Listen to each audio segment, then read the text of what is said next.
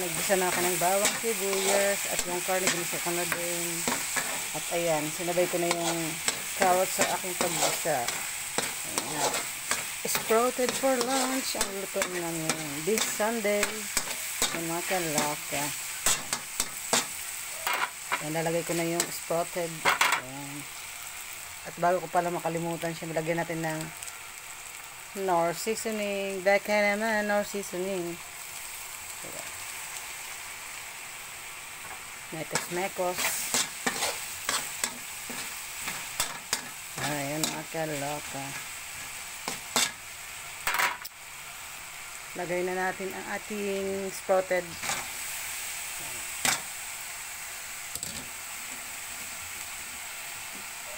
Lala.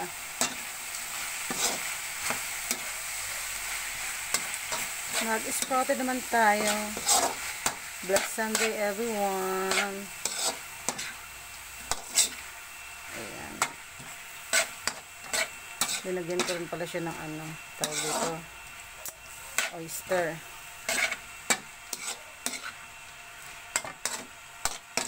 Ayan. So, lagyan natin ng konti lang na tubig kasi nagtutubig kasi ito eh. Ayan. Okay. Ayan nilang linagyan ko na ng tubig.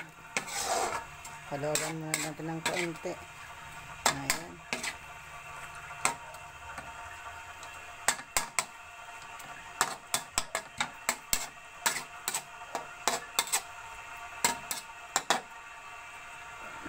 Muna natin.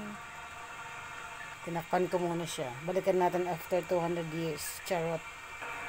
Ayan, balikan natin after 200 days and 2 days. Charot. Ayan, luto na. Kasi madali naman itong lumambot. Ayan.